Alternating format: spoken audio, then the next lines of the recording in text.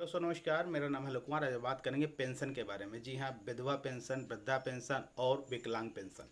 ये पेंशन लेकर के लोग परेशान थे। अब वो पैसा आपके खाते में क्रेडिट होना शुरू हो गया है। जी हाँ, आप देख सकते हैं, अपने खाते को चेक करिए, आपका पैसा आ गया होगा। जिन लोगों का पैसा नहीं आया उनको ये देखना होगा कि उनका जो खाता है वो डीपीटी एक्टिवेट है कि नहीं, क्योंकि सरकारी कानून, सरकारी नियम के अनुसार जितने भी पैसे जो गवर्नमेंट योजनाओं के हैं ट्रांसफ़र किए जाते हैं वो डीपीटी एक्टिवेट खाते में ही किए जाते हैं। आपके खाते में आधार कार्ड तो लिंक है लेकिन डीपीटी एक्टिवेट नहीं है। आपके कुछ ही खातों में डीपीटी एक्टिवेट होता है, जिसके कारण उसी खाते में आपका पैसा आता है। अभी तक आपका पैसा किसी अन्य खाते में आ रहा था और अब आप देखेंगे तो आपका पैसा किसी अन्य खाते में आ रहा है। तो एक बार आपको चेक कराना होगा कि आपका पैसा किस खाते में आ रहा है। तो आप एक बार बैंक में जाकर चेक करा सकते हैं, या यदि आपका मैसेज आ रहा है तो मैसेज से भी आपको पता चल पाएगा।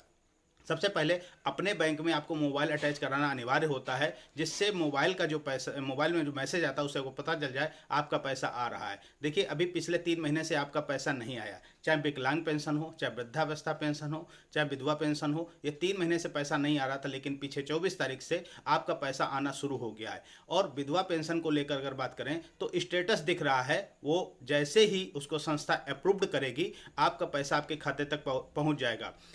ये माना जा रहा है कि होली से पहले, यानी 12 तारीख से पहले, 12 मार्च से पहले जिनका पैसा नहीं आया है उनका सभी लोगों का पैसा उनके खाते में क्रेडिट कर दिया जाएगा।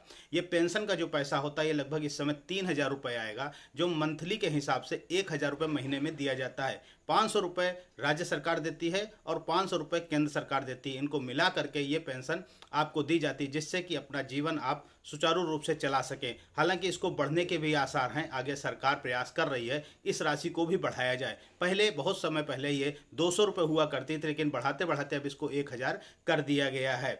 आप अगर आपको पेंशन लेना है तो विकलांग पेंशन के लिए आपको विकलांग सर्टिफिकेट होना अनिवार्य है।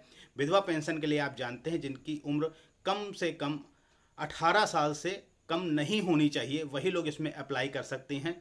और जो वृद्धावस्था है उनकी आयु जो 60 वर्ष से ऊपर होनी चाहिए, उन्हीं को ये वृद्धावस्था की पेंशन मिलती है।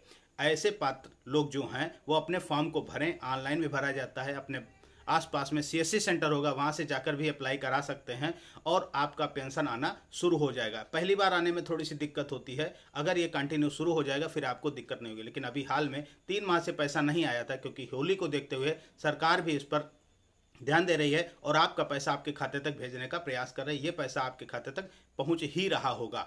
अगर अभी तक आपका पैसा नहीं पहुंचा, एक बार चेक करिए, हमें कमेंट्स करिए आप कहां से देख रहे हैं और आपका पैसा आया या नहीं आया। या आप 12 मार्च तक इंतजार करेंगे, 12 मार्च से पहले पहले, होली से पहले आपके खाते में ये पैसा क्रेडिट कर दिया जाएगा। आज के लिए इतना ही, फिर मिलते हैं किसी नए अपडेट से। तब तक ले जय हिंद।